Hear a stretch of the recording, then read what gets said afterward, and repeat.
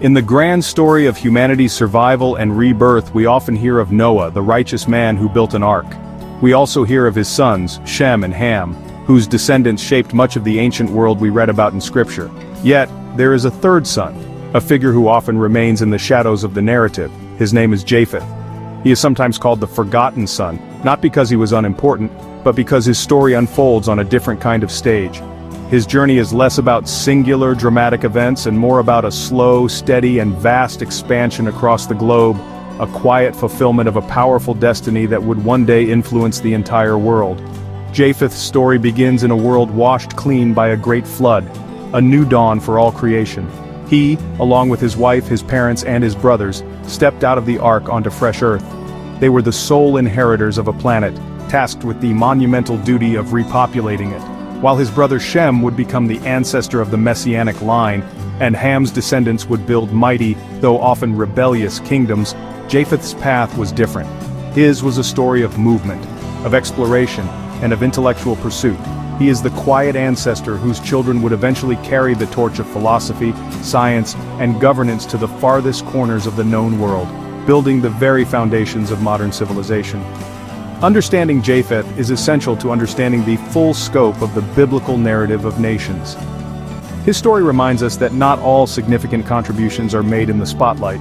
Some of the most profound impacts on history come from those who work diligently behind the scenes, laying the groundwork for future generations. Japheth represents the steady hand, the thoughtful mind, and the adventurous spirit. His legacy is not written in towering monuments of stone in one single place, but is woven into the very fabric of countless cultures and languages that stretch from the mountains of Europe to the plains of Asia, a testament to a divine plan of incredible scale and patience.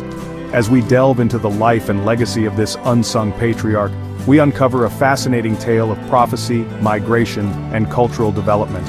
We will explore who his children were, where they settled, and how they gave rise to some of the most influential empires in history. From the philosophers of ancient Greece to the lawmakers of Rome, the influence of Japheth's descendants is undeniable. His story is a bridge connecting the ancient past with our modern world, offering a unique perspective on how God's promises can unfold over thousands of years, often in ways we least expect, through the quiet and faithful work of a forgotten son. A fascinating debate surrounds the birth order of Noah's three sons. Many traditions and translations simply list them as Shem, Ham, and Japheth, leading to the common assumption that Japheth was the youngest. However, a closer look at the original texts suggests a different possibility. The scripture in Genesis chapter 10 verse 21 can be interpreted to mean that Japheth was, in fact, the elder brother of Shem. Some ancient manuscripts, like the Greek Septuagint, support this reading, placing Japheth as the firstborn son of Noah. This detail, while seemingly small, adds a profound layer of meaning to the story and to God's sovereign plan for humanity's future. If Japheth was indeed the firstborn, it makes the biblical narrative even more remarkable. In ancient cultures, the firstborn son typically received the primary blessing, the leadership of the family, and the most significant inheritance. He was the natural heir. Yet the messianic lineage, the sacred line from which the Savior would eventually come, was given to his younger brother, Shem. This choice highlights a recurring theme throughout the Bible. God's selection is not bound by human customs or the natural order of things. He often chooses the younger over the elder, the weak over the strong, to demonstrate that his purposes are fulfilled by his divine will, not by human tradition or expectation. This reordering of the birthright does not diminish Japheth's importance. Instead, it defines his unique role. He was not destined to carry the spiritual covenant in the same way as Shem, but he was given a different yet equally vital mission. His blessing was one of physical and intellectual expansion, a charge to fill the earth and build the structures of civilization. It was as if God assigned different complementary tasks to the brothers. Shem would be the guardian of the spiritual promise, while Japheth would be the builder of the physical world, creating the nations and cultures that would one day receive that spiritual promise. Therefore, Japheth's story as the potential firstborn son becomes a powerful lesson in purpose. His life demonstrates that greatness is not defined by a single title or position. Even without the messianic birthright, he was blessed immensely by his father and by God. He was tasked with a global mission that would take centuries to unfold. His journey teaches us that everyone has a unique and divinely appointed role to play in the grand tapestry of history. Japheth's path was one of earthly influence and expansion, a necessary foundation for the spiritual events that would follow, proving that every thread, whether prominent or subtle, is crucial to the final design.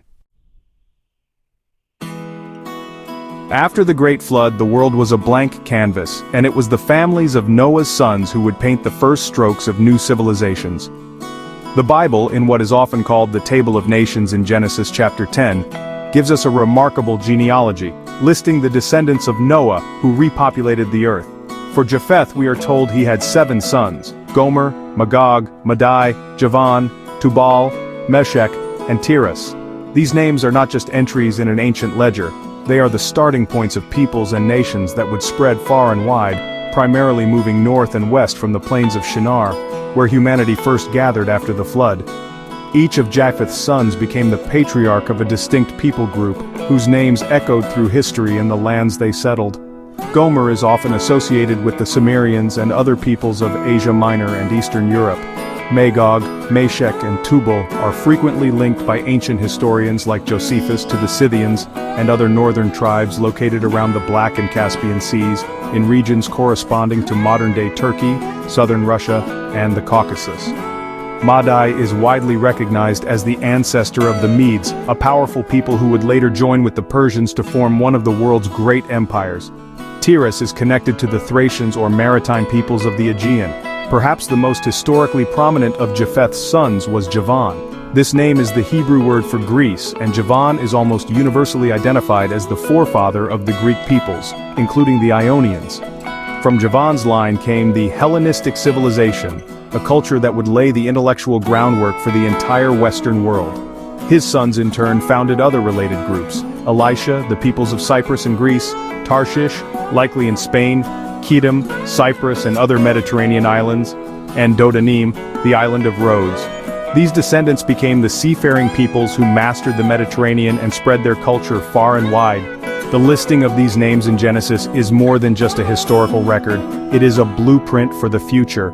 It shows a deliberate and organized plan for the peopling of the earth. Japheth's children were destined to become the inhabitants of what the Bible calls the Isles of the Nations or the coastland peoples. They were pioneers, explorers, and settlers. Their journey from the shadow of the Tower of Babel to the shores of Europe and the steppes of Asia was the beginning of a long and storied history, one that would see them build empires, develop new philosophies, and ultimately shape the course of global events for millennia to come. The unity of the post-flood world was short-lived.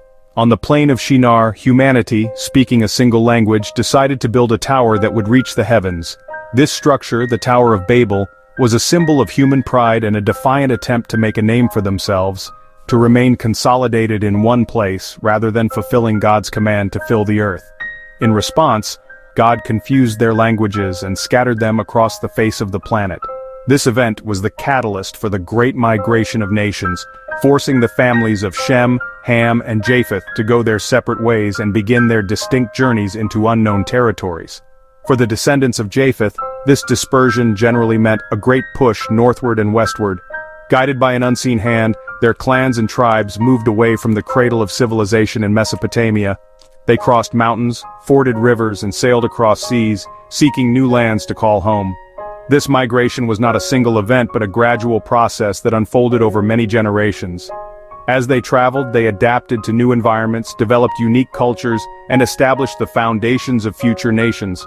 The sons of Japheth were true pioneers, venturing into the vast, unpopulated regions that would one day become Europe and parts of Asia. The paths they took can be traced through ancient history and archaeology. The children of Gomer and Magog pushed into the vast steppes north of the Black Sea. The descendants of Madai settled in the mountainous regions to the east, laying the groundwork for the Median Empire. Meanwhile, the sons of Javan, with their innate connection to the sea, spread throughout the Mediterranean basin. They colonized islands, established coastal cities, and became masters of maritime trade. This great movement fulfilled the first part of their divine mandate, to spread out and populate the distant corners of the world, a task they undertook with resilience and an adventurous spirit. This scattering from Babel was a pivotal moment in human history. It created the diversity of cultures, languages, and peoples that we see today. For the Japhethites, it was the beginning of their specific destiny. They were pushed out to the geographical fringes, the Isles of the Gentiles. From these new homelands they would grow in number and in strength. Far from the central stage of biblical history in the Middle East, they quietly developed the skills and ideas that would, centuries later, allow them to return and influence the entire world. The dispersion was not a punishment but a divine orchestration, setting the stage for the rise of the great Japhethic civilizations. From the scattered tribes that migrated across Europe and Asia, the descendants of Japheth began to coalesce into powerful and influential civilizations. Over the centuries, these peoples, once living in the shadows of the great Hamitic empires like Egypt and Babylon, rose to global prominence. Their legacy is not just one of conquest but of profound intellectual and cultural achievement. They became the architects of ideas, building empires not only of land but also of the mind. The historical record clearly shows how Japheth's children fulfilled their destiny to become major players on the world stage, shaping the very course of human history. One of the most significant Japhethic peoples were the descendants of Javan, the Greeks. Ancient Greece gave the world democracy, philosophy, drama, and the foundations of mathematics and science. Thinkers like Socrates, Plato, and Aristotle introduced ways of reasoning and questioning that still form the basis of Western thought. The Greek language itself became the language of scholarship, and later, the medium for the New Testament, allowing the gospel message to spread throughout the known world. The Hellenistic Empire, established by Alexander the Great, spread this culture from Europe all the way to India, creating a common intellectual ground across diverse peoples. Another powerful branch of Japheth's family tree came from his son Madai, the ancestor of the Medes. The Medes were a formidable force in the ancient Near East. They eventually united with another related group, the Persians, to form the mighty Medo-Persian Empire. This empire, prophesied in the book of Daniel, conquered Babylon and played a crucial role in the history of Israel by allowing the Jewish exiles to return to their homeland and rebuild the temple in Jerusalem. Under rulers like Cyrus the Great, the Persian Empire was known for its organized administration, its vast road network, and its policy of relative tolerance toward conquered peoples. Later, the torch of global dominance was passed to another Japhethic power, Rome. The Roman Empire, heavily influenced by the Greek culture that preceded it, built upon these foundations to create an empire of unparalleled scale and organization. The Romans were master engineers, administrators, and lawmakers. They built roads, aqueducts, and cities that have endured for 2 millennia. Their legal system, Roman law, became the basis for many modern legal codes. It was within the peace and infrastructure of the Roman Empire, the Pax Romana, that Christianity was able to spread so rapidly and effectively, carried along the very roads and sea lanes the Romans had built. Japheth's children had, in essence, built the stage upon which a great spiritual drama would unfold. In a pivotal moment after the flood, Noah awoke and pronounced prophetic blessings and curses upon his 3 sons. These were not mere wishes from a father. They were divinely inspired declarations that would chart the future course of their descendants. For Japheth, Noah's words were a promise of immense growth and influence. He declared in Genesis chapter 9 verse 27, "May God enlarge Japheth." The Hebrew word used here for enlarge is yapht, a play on Japheth's own name Japheth. It carries a powerful meaning of opening up, making broad and expanding in every direction.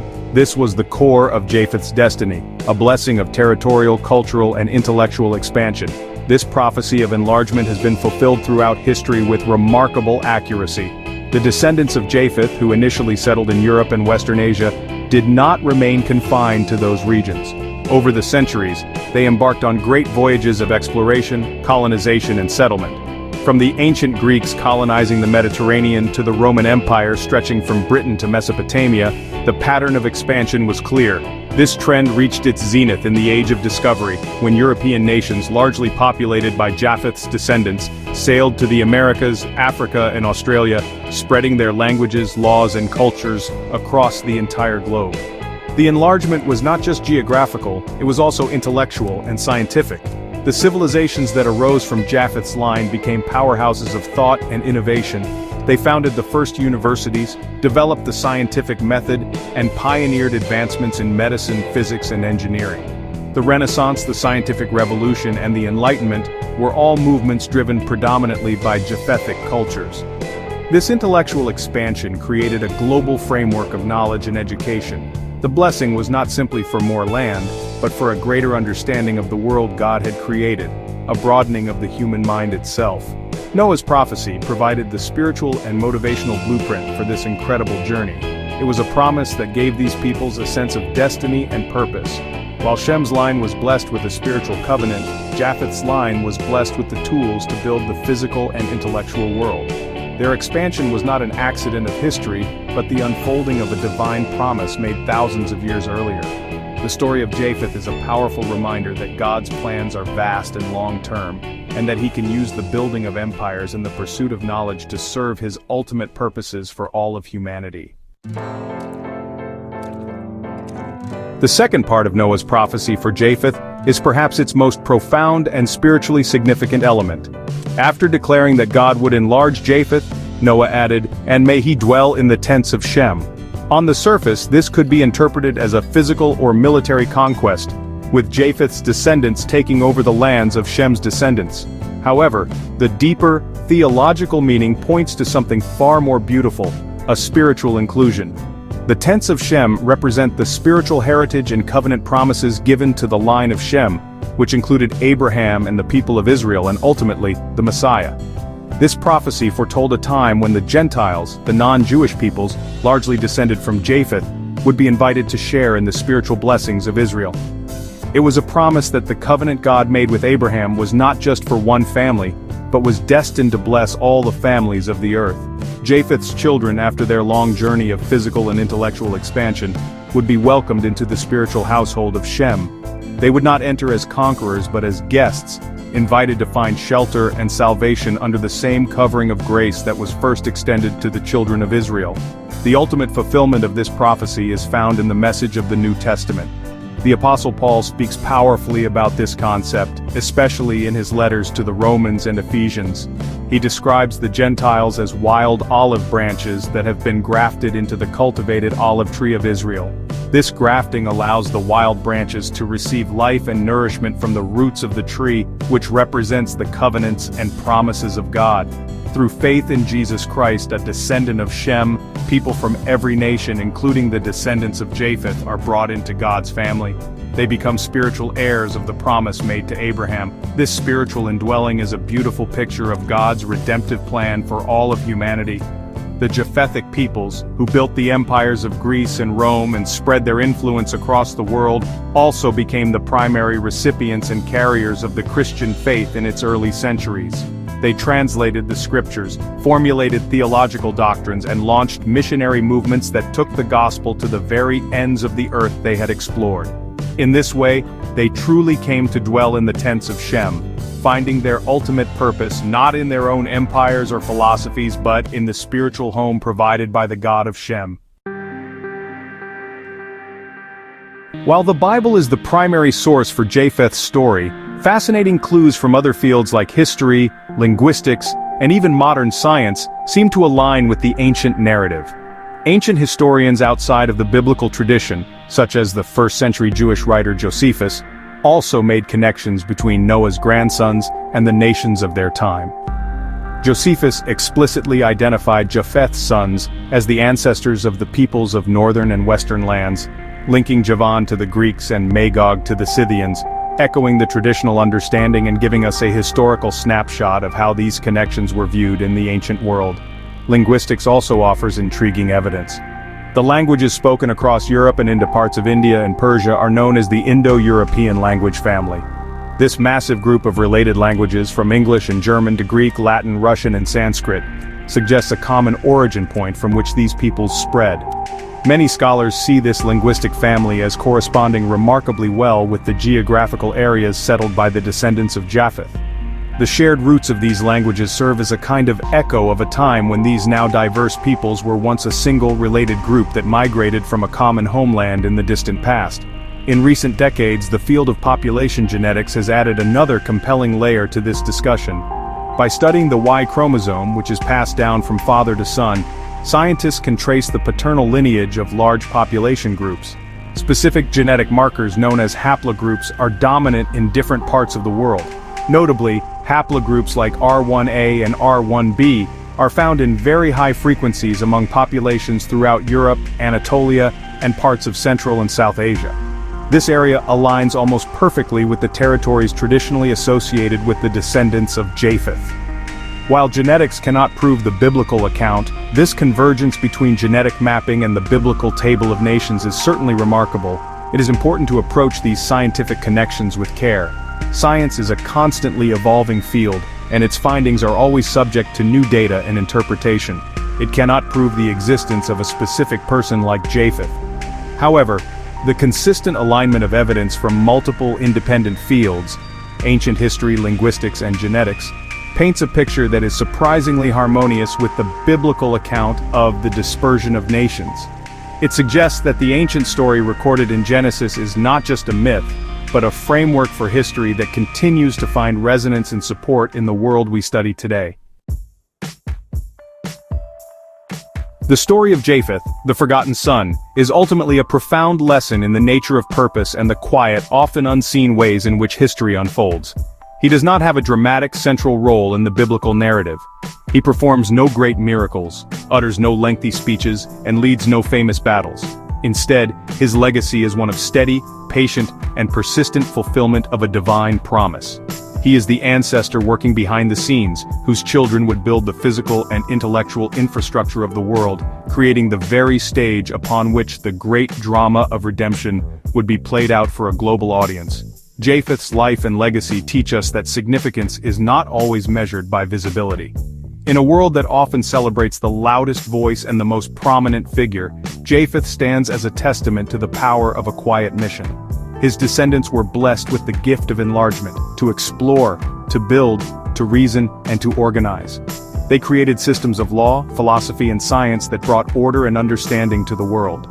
This work, while seemingly secular, was a crucial part of a larger divine plan, preparing the way for a spiritual message that would need global highways and a common language to travel. His story also reminds us of the beautiful inclusiveness of God's plan. The prophecy that Japheth would dwell in the tents of Shem is one of the earliest hints in the Bible that God's salvation is for all people.